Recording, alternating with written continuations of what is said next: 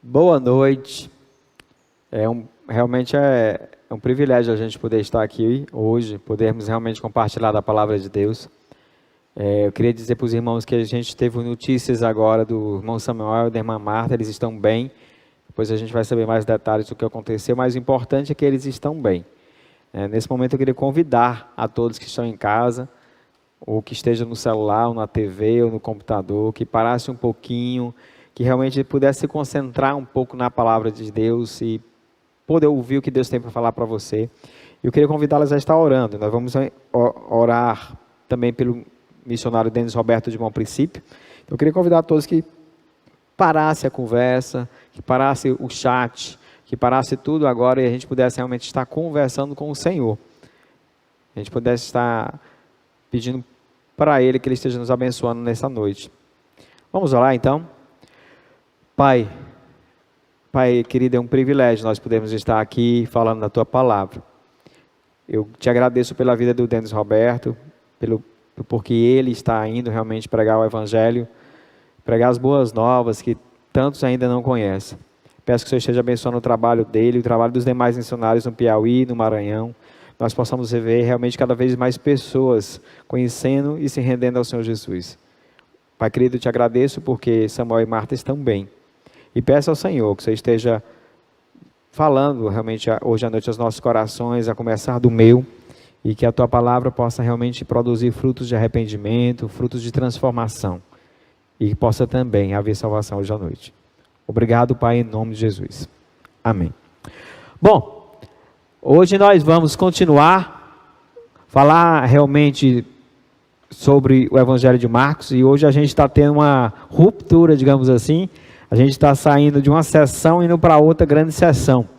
Então a gente vai aproveitar e recapitular um pouquinho sobre isso. Então hoje a gente vai ver Marcos 11, capítulo 11, versículos 1 a 11. Nós vamos ver que Jesus é Deus poderoso e servo humilde. Então, antes de qualquer coisa, vamos relembrar qual é o propósito, ou em que ambiente foi escrito o Evangelho de Marcos. Lembrando que Marcos foi escrito para a igreja de Roma, uma igreja formada em sua maioria por gentios. E Roma, até por ser, na verdade, o Império Romano naquela época era que dominava uma boa parte do mundo conhecido. E eles eram acostumados a exaltar o poder e a força. Parecia ser muito estranho que para aquele povo que um Deus, um rei, fosse morto da maneira como Jesus morreu. Então o Evangelho de Marcos ele vem mostrar para a igreja de Roma, para aqueles irmãos que estão lá, por que Jesus veio dessa forma e morreu dessa forma.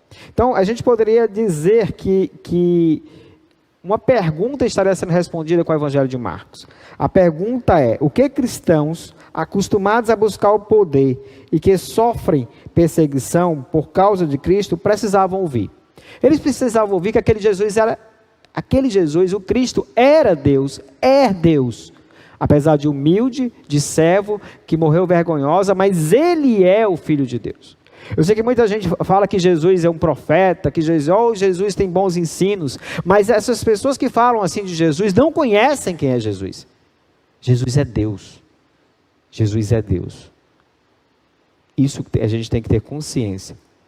Então, a primeira resposta a essa pergunta é isso. A segunda é que seguir a Ele significa entender como funciona o seu reino. Desapegar do desejo, do poder e posição e ser servo como Ele. A gente teve alguns exemplos até aqui que nós podemos ver como Jesus tentou ensinar isso aos seus discípulos. Lembra da mulher cirofenícia? Alguém que era gentia, e Jesus foi lá e mostrou, e ela estava sendo desprezada pelos discípulos, que queria que Jesus considerasse ela, e ela foi uma prova de fé. Vocês lembram da mulher com fluxo de sangue? Alguém também que era rejeitado pela sociedade, e você viu a coragem, a fé dela sendo exaltada por Jesus. Da mesma forma, você viu como Jesus chamou a atenção dos discípulos ao eles tentarem evitar que as crianças, que também não tinham valor naquela época, chegassem perto de Jesus.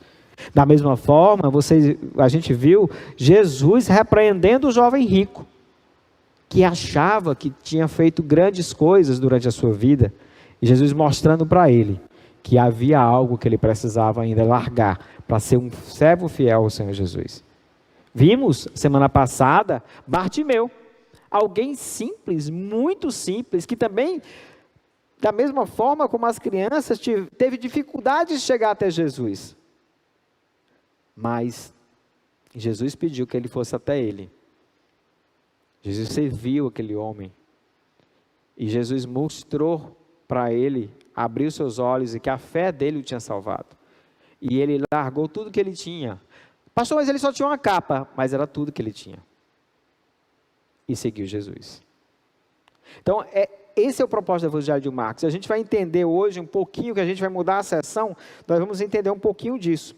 Mas, que sessão nós estamos mudando? Até o capítulo 10, nós vimos o serviço de Jesus, o serviço do servo, o serviço do Deus Filho.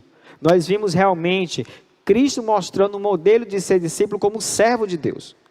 Vocês lembram quando ele explicou, na semana passada o pastor Jânio falou sobre isso, que no mundo que vivemos, os governantes, os líderes, eles dominam o povo através do seu poder.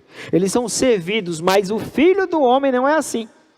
No reino do Filho do Homem não é assim. E aí, Jesus ele diz exatamente isso, mostra o modelo de ser discípulo, discípulo como servo de Deus, e suas obras provam a mensagem que ele pregava. Jesus foi exemplo para os discípulos, ele não falou de algo que ele não vivia, ele ensinou, e conversando com a minha célula, meu pequeno grupo, ontem, sobre o sermão da semana passada, e a gente estava colocando uma coisa que eu achei muito interessante. É impressionante como nós somos difíceis de aprender uma verdade bíblica quando ela confronta com os nossos princípios. Os discípulos foram ensinados sobre servir, sobre a necessidade de servir a todos várias vezes por Jesus. E várias vezes eles continuavam cometendo os mesmos erros. Mas o que chama muita atenção é que Jesus não desistiu de ensiná-los. E eles não desistiram de seguir Jesus. A paciência, o amor de Jesus por eles em ensiná-los, e a perseverança deles em pedir perdão dos seus pecados, errando e pedindo perdão, e perseverando, fez com que aqueles homens pecadores, pequenos diante do mundo, se tornassem os apóstolos de Cristo. E são hoje grandes responsáveis por nós estarmos aqui. Deus pode fazer muitas coisas quando a gente para de olhar para a gente mesmo e começa a olhar para Jesus. Começa a perseguir e caminhar junto com Jesus. Ele faz grandes coisas quando a gente decide fazer isso. Então a gente vai começar uma nova sessão hoje, que é o sacrifício do servo. O versículo-chave do livro foi o que a gente aprendeu a semana passada. Pois nem mesmo o Filho do Homem, ou seja, o Deus Filho, veio para ser servido. Olha o que nós vimos até agora. Nós vimos provas que Jesus é Deus. E vimos como ele viveu nesse mundo. Ele simplesmente serviu. Deus servindo. Nem mesmo o Deus Filho veio para ser servido, mas para servir. Foi isso que nós vimos até o momento. Até o capítulo 10, nós vimos um Deus servindo, e vamos continuar vendo o mesmo Deus servindo agora.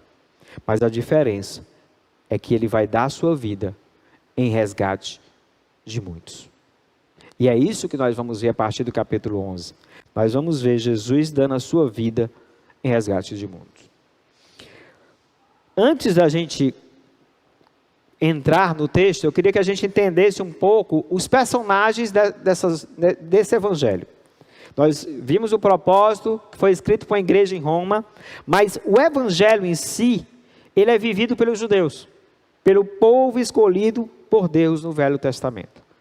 E às vezes a gente não consegue compreender algumas coisas, algumas interpretações que eles fazem da palavra de Deus. Presta atenção, nós temos o privilégio de ter a revelação de Deus completa hoje aqui. Eles não tinham esse privilégio. Então as profecias, eles vinham no contexto deles. E é interessante que nós vamos ver o cumprimento de algumas profecias hoje, na entrada de Jesus em Jerusalém. Nós vamos ver hoje profecias se cumprindo. Alguns acham que, mas quando Jesus vai vir, Jesus já veio. Quando ele retornará, é uma outra profecia. E nós vamos ver hoje também, que ele vai retornar de uma outra maneira. E interessante é que, às vezes, a gente se preocupa com as profecias da palavra de Deus que não se cumpriram. E, às vezes, a gente não consegue perceber a quantidade de profecias que Deus já cumpriu. Então, para começar, eu vou falar de duas profecias do Velho Testamento. Tem várias, eu não estou falando nem de Isaías 53, por exemplo, de Isaías 35, de Isaías 61. Eu estou falando apenas de duas, de Zacarias 9. Então eu vou falar um pouquinho de Daniel 9 também, que talvez seja a profecia mais importante do Velho Testamento. Então a primeira, a gente vai ver em Zacarias capítulo 9, versículos 9 e 10, para a gente entender por que o povo judeu tinha algumas reações. Havia uma aliança que Deus fez com o seu povo, com o povo que ele escolheu no Velho Testamento, e uma dessas alianças era a aliança deuteronômica, que dizia: se você seguir os meus preceitos, eu te abençoarei. Se você não seguir, você será amaldiçoado, você sofrerá as consequências do seu pecado. E essa profecia, ou essa aliança, desculpem, ela precisa ser, a gente precisa entendê-la para entender muitas coisas que aconteceram com o povo de Deus no Velho Testamento. Então, por exemplo, o povo pecava, Deus permitia que os seus inimigos o dominassem. Isso levou o povo a ser escravizado no Egito. E o povo passou 400 anos lá no Egito escravizado. E clamou ao Senhor por misericórdia. O Senhor levantou Moisés e libertou o povo. Teve as 10 pragas e teve a instituição da Páscoa. Mas o povo continuou pecando. E o povo continuava, depois que ele pecava, estava sofrendo as consequências, ele clamava ao Senhor. E Zacarias, ele escreveu esse texto, capítulo 9, versículos 9 e 10, quando o povo retornou para reconstruir o templo. E o povo estava cuidando de várias coisas, menos daquilo que o Senhor pediu para eles, ou ordenou a eles, que era a reconstrução do templo. E Zacarias teve algumas visões. E depois, anos depois, ele teve outras. E essa segunda visão, e essa segunda parte das visões, entre elas, tinha essa aqui. Capítulo 9, versículos 9 e 10. Alegre-se muito, cidade de Sião. Exulte Jerusalém, eis que o seu rei vem a você, justo e vitorioso, humilde e montado no jumento. Um jumentinho, cria de jumento. Então, quando você lê essa primeira parte aqui, que nós vamos ver isso se cumprir lá em Marcos 11, você percebe que há uma promessa de Deus, que é algo que vinha se repetir durante a história, lá em Gênesis, quando na queda do homem, Deus disse que o filho da mulher iria pisar na cabeça do diabo. Havia uma promessa que Deus voltava e transmitia ao seu povo. E aqui fica muito claro que ele viria humilde. Presta atenção. Jesus viria humilde, justo, vitorioso, mas humilde. Montado num jumento, num jumentinho. Quando você vê isso aqui, você vê claramente o Jesus do Novo Testamento. O Jesus que veio humilde, servo, alguém que vinha para servir. Mas aí vem a parte seguinte, o versículo 10, que diz o seguinte: ele destruirá os carros de guerra de Efraim. Eu tirei alguma partezinha aí, mas resumidamente, proclamará paz às nações e dominará de um mar a outro, e do Eufrates até os confins da terra. E aí sim, você vai ver o Messias que Israel esperava. O Messias esperado pelo povo judeu. O libertador, o conquistador. Presta atenção. Olha como é que o povo judeu era acostumado. Ele estava acostumado a pecar, clamar ao Senhor e o Senhor o libertar da escravidão. E a gente vai perceber que isso aconteceu lá, por exemplo, com o Egito. E outras vitórias também isso aconteceu com o povo de Israel. Então o povo começou a se importar muito mais com as suas necessidades mais presentes do momento com o grande problema que ele tinha. O grande problema do povo, o grande problema da humanidade, o grande problema que nós temos é o pecado. O povo só chegava nessa situação porque ele pecava. Não havia uma preocupação em buscar uma vida de santidade, mas a misericórdia deles diante do Senhor, eles viam simplesmente se livrar daquela provação, se livrar daquele problema. Por que eu estou colocando tudo isso antes da gente ver a mensagem? Porque talvez isso te ajude a entender muitas reações que nós vamos ver ali, ou que nós vamos ver, ou vimos durante todo o Evangelho de Marcos. É tão interessante que a profecia de Daniel, que está no capítulo 9, que foi escrito antes de Zacarias, olha o que é que ela diz. 9:24.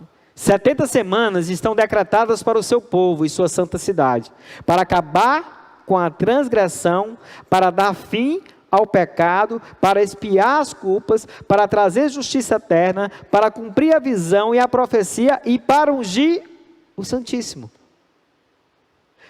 Na profecia de Daniel, que a profecia de Daniel ela é completa. A profecia das 70 semanas, ela prevê tanto a vinda de Jesus como o retorno de Jesus.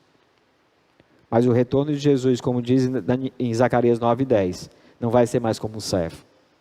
O retorno de Jesus será como juiz. Se você não for servo do Senhor hoje, se você não for servo do Senhor até Ele voltar, Ele será seu juiz e não será seu salvador. A profecia de Daniel é tão incrível que alguns teólogos, John MacArthur, o pastor Edson Naves tem um livro sobre isso. Na contagem que eles fazem, a partir do decreto de Artaxerxes para Neemias, em Neemias, quando você conta os anos que Daniel cita em sua profecia, ele dá exatamente na semana em que Jesus entra em Jerusalém. Profecias, o Senhor já cumpriu. Jesus já veio. Veio como servo, veio como nosso Salvador. Ele veio para dar fim ao pecado, para expiar as culpas, para trazer justiça eterna. Para isso ele já veio. A pergunta é, o que você vai fazer em relação a isso? Bom, resumidamente, nós temos duas coisas. Primeiro, nós temos Marcos, que escreveu esse evangelho com o propósito de mostrar aos cristãos de Roma que Jesus era o poderoso, ungido Filho de Deus, que decidiu ser servo e morrer por nossos pecados. E nós temos os judeus, personagens dessa história narrada no Evangelho de Marcos, que tinham uma interpretação errada, porque eles só conseguiam ver o libertador da situação que eles estavam. Eles não conseguiram interpretar a profecia de forma correta, ao perceber que nós precisávamos primeiro de um Salvador, e depois o povo de Israel vai ter realmente o seu rei chegando na sua segunda vinda. Esperavam Jesus guerreiro e não um servo. Esperavam Jesus guerreiro que ainda virá, e não esperava o servo que a profecia citou e que já veio. Então, guarde essas coisas, porque nós vamos precisar dela na hora de entender aquilo que está acontecendo em Marcos capítulo 11. Então vamos começar e vamos ler os primeiros 7 versículos. Vamos ler primeiro de 1 a 3, depois de 4 a 7. Só desculpem, antes disso, deixa eu colocar para vocês o que nós vamos ver do capítulo 11 até por volta do capítulo 14. Nós vamos ver a última semana de Jesus aqui na terra. Na verdade, Jesus Cristo, aliás, o Evangelho de Marcos, a partir do capítulo 11, ele vai narrar a última semana da paixão de Cristo. Então, é claro que às vezes, há uma divergência, às vezes, em relação à entrada de Jesus. Alguns entendem que a entrada foi na segunda-feira, outros entendem que foi no domingo. O certo é que Jesus chegou à casa de Marta, de Lázaro, no sábado. Lembrando que o sábado para o judeu começa às 18 horas de sexta-feira. Então ele pode ter chegado, por exemplo, às 18h30 de sexta-feira, e ele já chegou no sábado, que é assim que funcionava a contagem dos dias para o judeu. Então ele chegou no sábado, e ele pode ter entrado em Jerusalém no domingo e na segunda.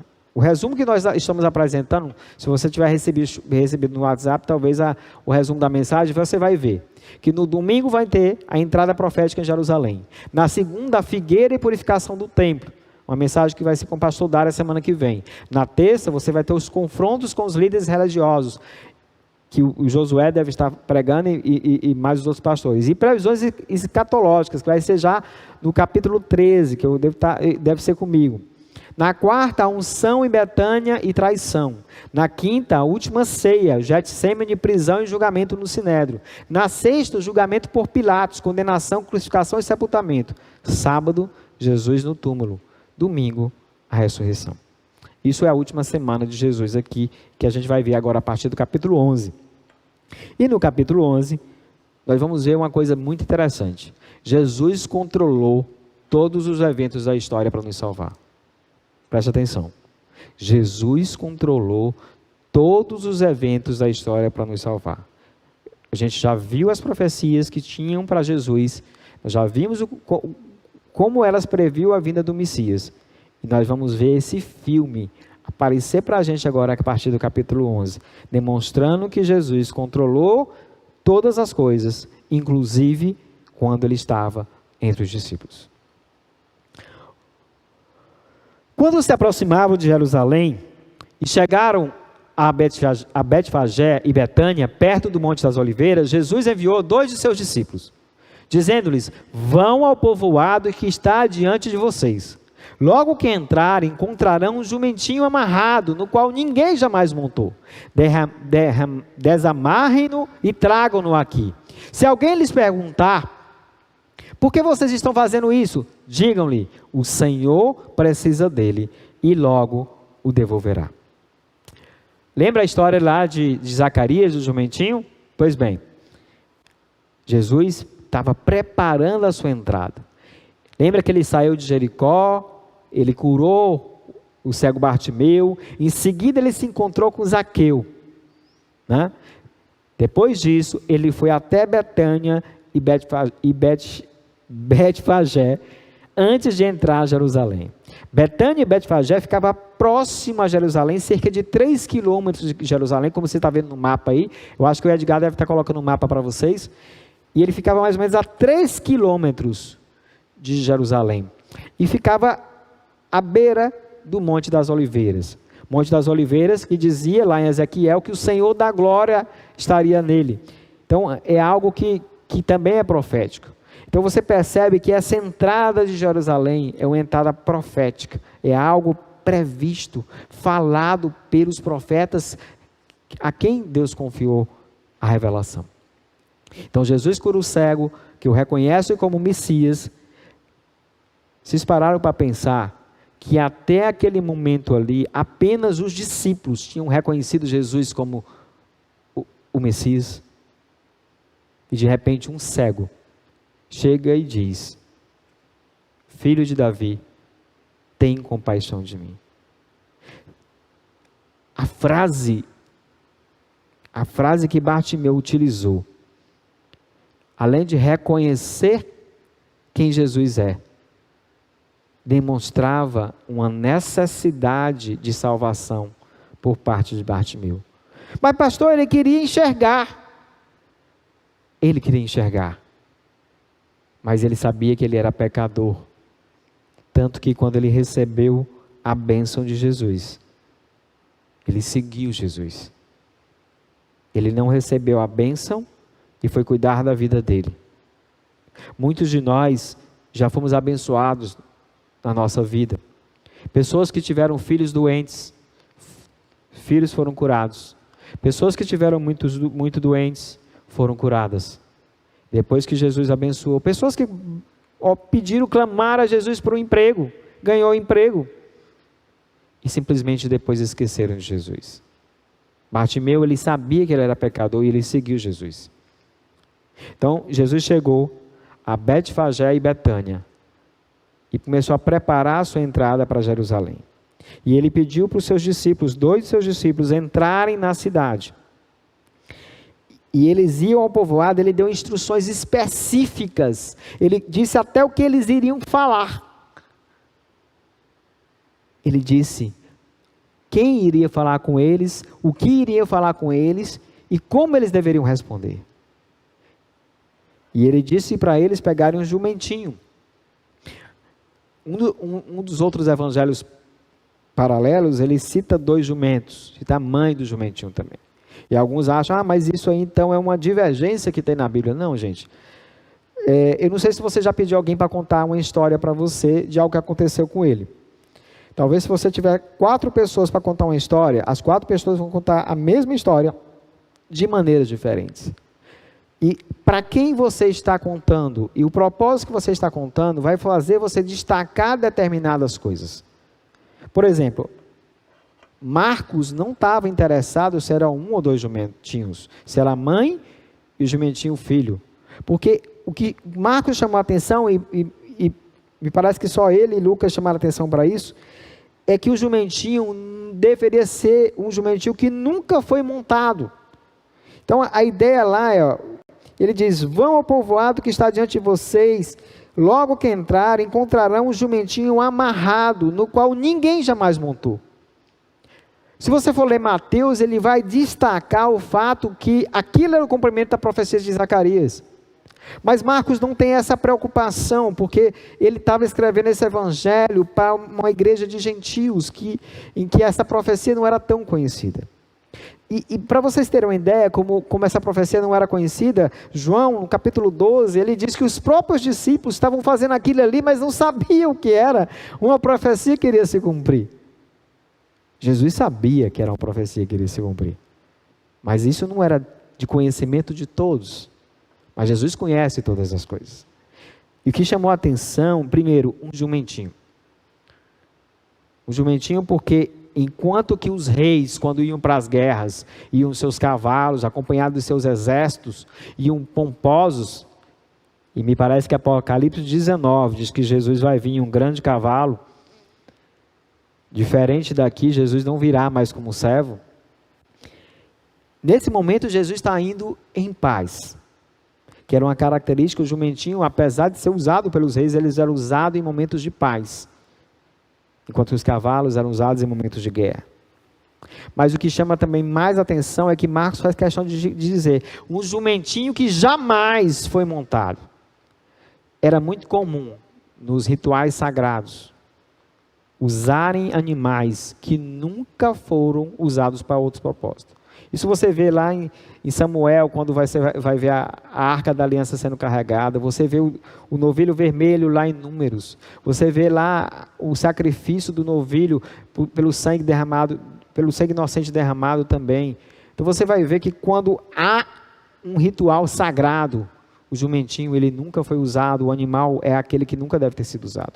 E Marcos faz questão de destacar isso, porque o que estava acontecendo ali é que o Cordeiro de Deus, que tira o pecado do mundo, estava sendo preparado para ser abatido, para que seu sangue fosse derramado por nós. Mas sabe o que chama a atenção?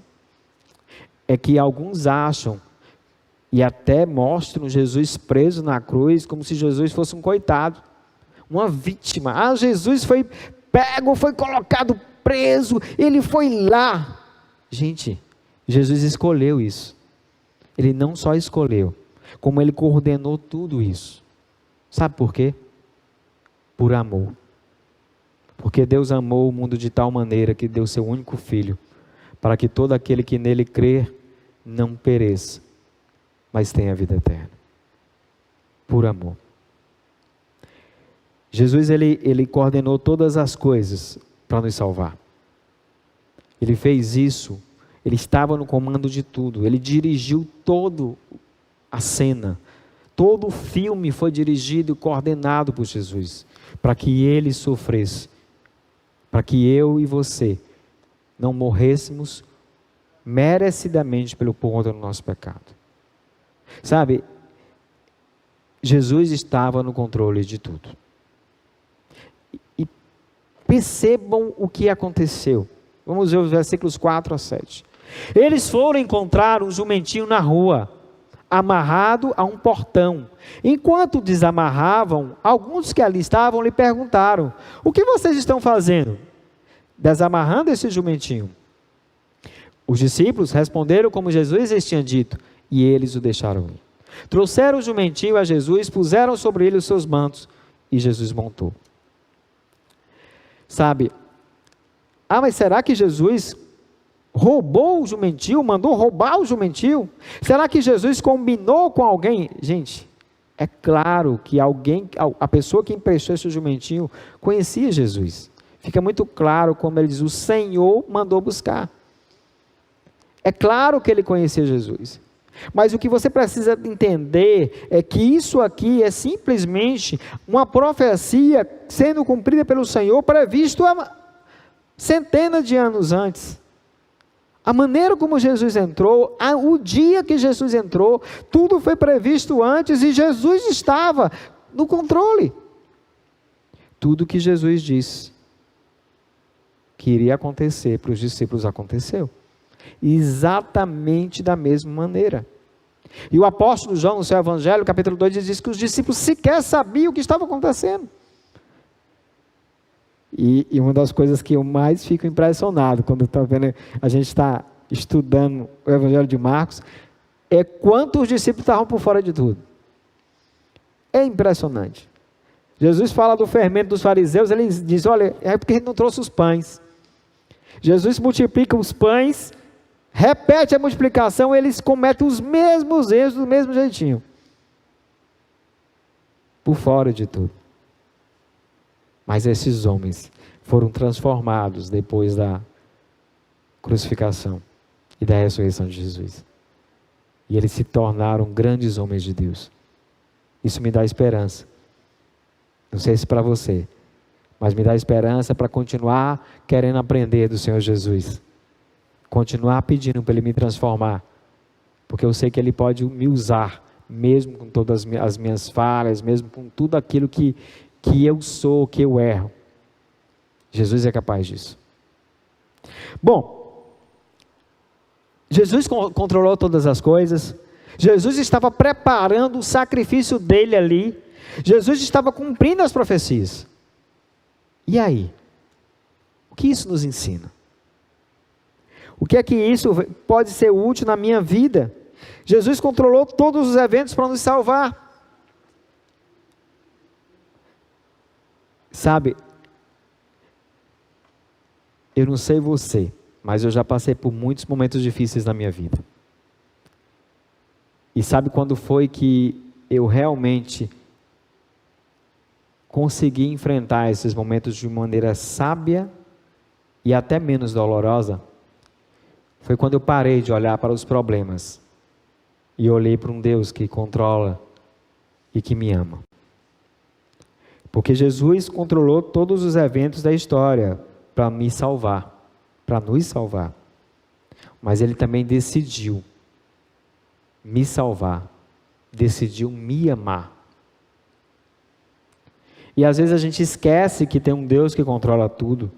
Às vezes a gente não entende o porquê que certas coisas estão acontecendo, como se nós fôssemos o próprio Deus. Às vezes a gente discute sobre governo. Mas se o governante fosse o Dário, seria muito melhor do que o que atual que está aí, né? Quem sabe se fosse o pastor Josué, fosse o governador, a gente estaria melhor. Meus irmãos, nós não decidimos isso. A palavra de Deus diz que quem escolhe, quem coloca o governante lá, é Deus. Mas às vezes nós somos tão apaixonados por essas questões.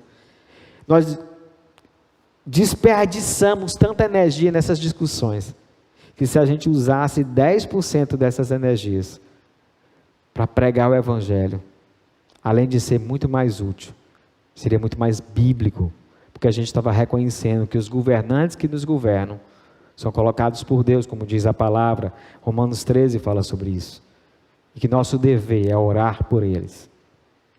Da mesma forma, quando eu estou passando por problemas, a maneira como eu vou reagir, agir, a maneira como eu vou reagir em relação às dificuldades do meu casamento, quando parece que a pessoa que está do meu lado não foi Deus que colocou, como se Deus tivesse ido tomar um cafezinho na hora que eu estava me casando. Deus colocou do seu lado exatamente quem Ele precisava colocar. A pergunta é, o que é que Ele quer que você faça nesse momento? Sabe, parece que os meus esforços sozinhos vão ser capazes de definir onde eu vou trabalhar. Parece que se eu me esforçar, eu vou realizar todos os meus sonhos. Deus está no controle disso também. E a pergunta é, qual é o propósito da minha vida? Se Deus me salvou, para que foi? É para eu trabalhar, para ter um emprego e tal?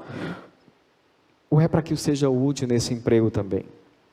Como é que eu vou servir ao Senhor só quando eu tiver esse emprego? Como é que eu vou servir ao Senhor só quando eu casar? Como é que eu vou servir melhor ao Senhor só quando eu tiver filhos? Deus está no controle disso também. Em vez de eu me preocupar com essas coisas, eu devo olhar para o Senhor que está dirigindo tudo e que já provou que me ama, decidiu me salvar por amor, controlou todas as coisas para que esse propósito se realizasse, provou que me ama. Então eu preciso olhar e confiar nele, porque se Cristo decidiu me amar, isso me ajuda demais a olhar para o controle de Deus na minha vida e ter a certeza de que Ele me ama e Ele sempre fará o melhor. E que o mais importante Ele já fez, que foi garantir a eternidade para mim. Meu pai costumava contar, a mamãe vai lembrar dessa história, e ela deve estar assistindo, e ele contava uma história, diz que um rapaz, os pais traziam para ele um cacho de banana, e ele nunca tinha comido banana, e aí disseram para ele que a parte mais gostosa era a parte do fruto, mas que a casca era comestível também, aquela parte de dentro da casca, né? Então o cara descascou as bananas, né? Pensando, rapaz, eu vou comer a parte melhor por último. Tem um dos meus filhos diz que é melhor comer a melhor parte por último, porque a gente vai ficar com gostinho, né? E o cara descascou todas as bananas e comeu a parte de dentro, né? Tem uma pessoa que está rindo aqui, Dário, aqui na igreja, que lembrou de quem é o filho que eu estou falando. Por isso que essa pessoa começou a rir. E aí, ele comeu todas as cascas. E é óbvio que quando ele terminou de comer as cascas, ele não conseguiu comer a melhor parte do fruto depois. E sabe o que é que acontece? A gente se empolga com essas coisas, né? Com os desejos, com os sonhos, com algo que Deus pode realizar. Isso tudo é a casca. O fruto principal, o fruto mais saboroso é o que Ele já fez. É a vida eterna que Ele já nos deu através de Cristo. E isso sim, eu preciso priorizar. Preciso fazer por Cristo, pelo menos o que estiver ao meu alcance, porque eu nunca vou conseguir fazer o que Ele fez por mim, porque Ele me amou e decidiu me salvar. Bom, apesar de não entender a missão de Jesus, a multidão saúda o verdadeiro rei, versículos 8 em diante. Muitos estenderam seus mantos pelo caminho, outros espalharam ramos que haviam cortado nos campos. Os que iam adiante dele, os que o seguiam, gritavam: Hosana, bendito é o que vem em nome do Senhor, bendito é o reino vindouro do nosso pai Davi, Hosana nas alturas.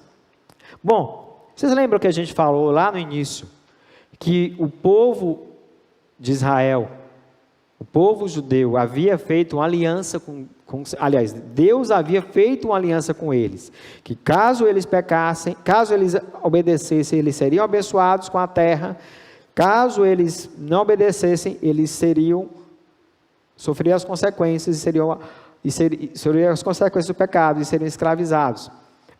Eles foram libertos do Egito, voltaram a pecar, e agora eles estavam sendo dominados pelo povo romano. Era a época de Páscoa.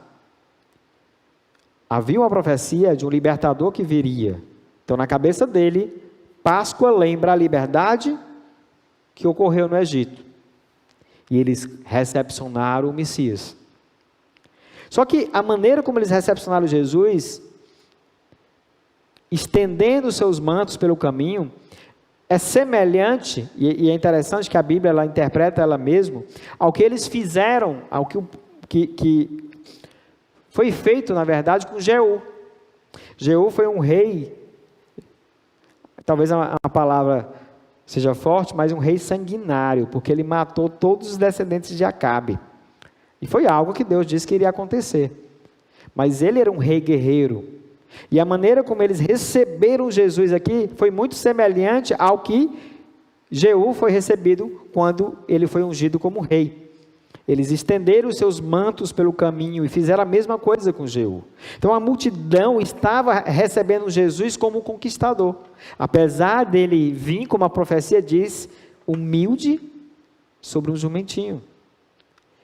E aí o texto continua dizendo, os que iam diante dele, os que seguiam, gritavam, Hosana, bendito é o que vem em nome do Senhor, bendito é o reino vindouro de nosso pai Davi. Davi, rei guerreiro, Hosana nas alturas. É claro que essa citação, Hosana, bendito é o que vem em nome do Senhor, era uma citação que eles usavam com os peregrinos nessa época da Páscoa. Mas aqui ela tinha uma conotação diferente, porque era o Messias que estava vindo, era a profecia que estava se cumprindo. Apesar de João dizer que os próprios discípulos não lembravam disso, apesar de Lucas, no seu evangelho, dizer que a multidão fazia isso em agradecimento aos milagres, ou melhor, reconhecendo os milagres que Jesus havia feito. Lá em Lucas a gente vê o apóstolo escrevendo exatamente isso, que a multidão aclamava Jesus, reconhecendo os seus milagres. Apesar de tudo isso, apesar de não interpretar corretamente as visões, aquela multidão estava recepcionando o rei, de forma acertada. Hosana, bendito é o que vem em nome do Senhor, é uma citação do Salmo 118, e Hosana significa exatamente, a NVI lá no Salmo 118, você vai ver o que significa Hosana. Salva-nos, Senhor, porque a NVI ela já traduziu para a gente isso, mas Hosana significa exatamente isso, salva-nos, Senhor. Olha o que diz o Salmo 118, versículos 25 e 26, salva-nos, Senhor, nós imploramos, faze-nos prosperar, Senhor, nós suplicamos, bendito é o que vem em nome do Senhor, da casa do Senhor, nós o abençoamos. A multidão estava reconhecendo e pedindo salvação, mas a atitude deles não era de alguém que precisava ser salvo do pecado. A atitude deles era reconhecendo muito mais um Messias guerreiro libertador, e a gente vai ver que não foi isso que Jesus veio fazer. A multidão clamava por um guerreiro, e a gente às vezes não percebe, mas nós somos muito parecidos. Para aquela multidão que era escrava de Roma, você ter alguém que libertasse, era a resolução daqueles problemas que eles tinham naquela hora. Libertar da escravidão. Nós estamos em época de pandemia. Quais são os teus problemas hoje? Muitos querem que isso acabe logo. Às vezes você está passando por um problema com sua família, por um problema de saúde, por um problema no seu casamento, por um problema com seu pai. Às vezes você não quer perdoar alguém, às vezes você está com dificuldade, amargurado, sofrendo. Às vezes você pediu algo a Deus e você tem sofrido muito depois que você recebeu. E parece que a única coisa que vai resolver o teu problema é você se livrar daquilo. Mas nós vimos antes que o povo de Israel, ele se preocupava muito com a situação deles, com a provação que eles estavam passando, e deixavam de se preocupar com o pecado. O cego Bartimeu clamou a Jesus por misericórdia. Jesus, quando veio lá em Marcos capítulo 1, versículo 15, ele diz assim, Marcos capítulo 1, versículo 15. Deixa eu ler para vocês aqui.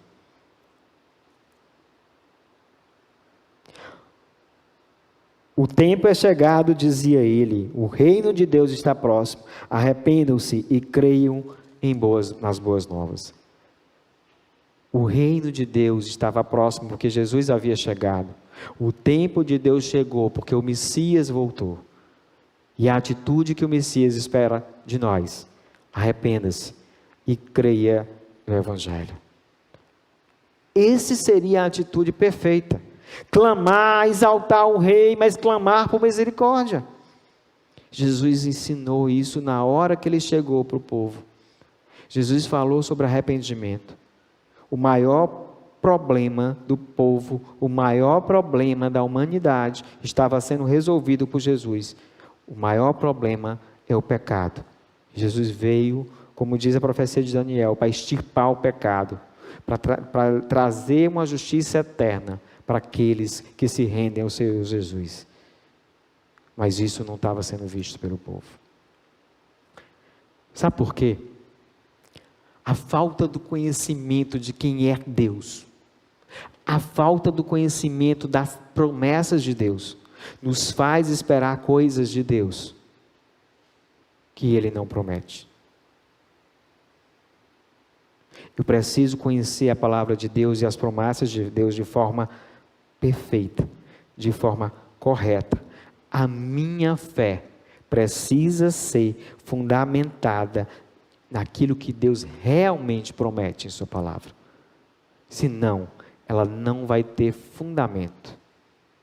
Sabe, muitas vezes as pessoas vêm à igreja, muitas vezes as pessoas estão passando por problemas, e Deus trata esses problemas, e elas vêm e se apaixonam por Jesus, mas surgem outros problemas, e parece que elas pensam, ou muitas igrejas ensinam que elas vão ter todos os seus desejos atendidos, que elas não vão sofrer, que elas não vão passar por dificuldade.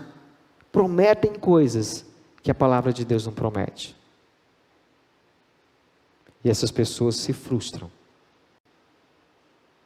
E essas pessoas começam a não entender porque as coisas não estão dando certo. Meu querido, Deus não promete uma vida fácil. Deus não promete uma vida sem problemas. Jesus disse: no mundo tereis aflição, mas não se perturbe o vosso coração, eu venci o mundo. Deus prometeu vida eterna, e Ele já cumpriu. Deus nos dá uma palavra, e Jesus lá em João 17, Ele diz claramente: Pai, santifica-os na verdade, a Tua palavra é a verdade. A palavra de Deus, ela é para ser usada, para nos santificar. E Deus promete que vai fazer isso através dela. E eu me envolvo nesse dia a dia. Quando começou a pandemia, a gente tinha muito tempo, as pessoas assistiam todas as lives, as pessoas estavam lendo a palavra, orando, fazendo tudo. Mas ultimamente, eu tenho visto muitos irmãos se envolvendo com tudo, menos com as coisas de Deus. Isso não vai dar certo. Isso não vai dar certo. Você vai sofrer muito. Sabe, parece assim, que a igreja, a palavra de Deus tem que ser feita do jeito que eu gosto. Ah, pastor, eu não gosto desse negócio de Zoom não, desse negócio de internet, eu gosto mesmo é de estar lá na igreja. Tem tantas coisas que eu não gosto, meu irmão. A pergunta é, o que é que Deus quer de você? O que é que Ele te promete? O que são as promessas de Deus e o que é que Ele espera de você? Para um pouquinho. Como é que você toma as suas decisões? É baseado naquilo que tu precisa, nos teus desejos? É baseado naquilo que realmente tu sonha? Ou é baseado na palavra de Deus? Jesus, Ele não fala para tu vir fazer tuas vontades. Jesus, Ele nos diz, negue-se a si mesmo, tome sua cruz e siga-me. Sabe, você era escravo do pecado, mas quando você aceita Jesus Cristo, você agora é escravo dele. Mas é ser escravo de alguém que já provou que me ama, de alguém que tem o melhor para mim, de alguém que não se conforma de eu ser quem eu sou, porque Ele quer me fazer melhor do que eu sou. de alguém que quer me pegar, acabado, e me fazer parecido com Ele. De alguém que me mostra o caminho de ser mais parecido com Jesus. Tome as suas decisões, baseado no que a palavra de Deus diz. Conheça as promessas de Deus para você.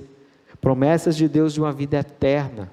Promessas de Deus de uma santificação, de uma transformação através da palavra. Você não vai ser transformado simplesmente por você olhar. Você vai ser transformado por viver a palavra de Deus. Faça isso. E se você não conhece o Senhor Jesus, a promessa da vinda do Messias e o início do estabelecimento do reino de Deus foi cumprido. Deus já cumpriu a promessa. Deus prometeu que Jesus viria, Ele veio. Deus prometeu que o Messias morreria por nós, e hoje a gente viu exatamente o dia que a última semana dele aqui na terra, a semana da sua crucificação começou, e começa com o cumprimento da palavra que Deus deu para o seu povo. Deus cumpriu. Deus, na sua palavra, Ele espera que eu busque a santificação, que eu busque ser mais parecido com Jesus, mas que eu invista a minha energia, invista a minha vida em apresentar o Evangelho para novas pessoas, mas não só apresentar, fazer discípulos. O pastor Josué disse uma frase tão interessante: o futuro da igreja está escrito. O que Deus espera de mim como seu filho está escrito. Fazer discípulos, Jesus diz que é o que Ele deseja. Qual é a minha desculpa? Eu não vou me encontrar com o meu discípulo porque eu não gosto de internet, pastor. Eu não posso me aproximar dele por conta do distanciamento. Meu irmão, eu não sei se você vai fazer por telepatia, mas tu precisa entender que tu precisa fazer discípulos. E você precisa entender que você precisa buscar ser discípulo para ser discipulador. Tu já parou para pensar, talvez você tenha dito: pastor, mas tem sido difícil. Meus irmãos, perto do que a igreja de Roma, a igreja de Cristo em Roma sofreu, o que nós estamos passando é comparado a uma brisa suave. Me perdoe. Eu sei que tem pessoas que morreram, mas nós vamos morrer também. A questão é, para onde nós vamos quando morrer? Nós precisamos nos preocupar com a eternidade. Os cristãos em Roma, eles não tinham prazer de estar aqui, numa igreja como a nossa. Porque se eles fizessem isso, eles eram jogados aos leões. Eles eram mortos. Quando você pode pegar coronavírus, eu acho que você deve se proteger do coronavírus. Eu acho que você não deve andar por aí sem nenhuma justificativa, você deve cumprir a legislação, você deve cumprir as leis. Eu acho que você deve tomar todos os cuidados possíveis. Mas eu também acho que você deve fazer de tudo para ser e fazer discípulos. Porque Deus espera isso de você. É para isso que Ele te chamou. E uma das coisas que nós aprendemos é que Jesus veio para nos salvar. Uma parte da profecia foi se cumprida. Mas nós lemos lá no início que uma parte há ainda que Ele virá como juiz. E se João Batista veio para batizar, tem gente que vai batizar no fogo, no juízo, que é Jesus. Jesus vai ser nosso juiz. A pergunta é se Ele também é seu Salvador.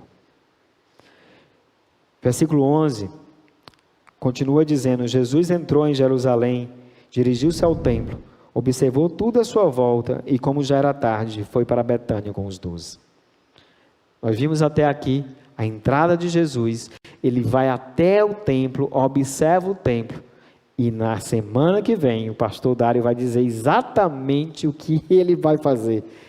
E olha, que o que ele vai fazer não é uma coisa muito agradável, pelo menos para o povo judeu.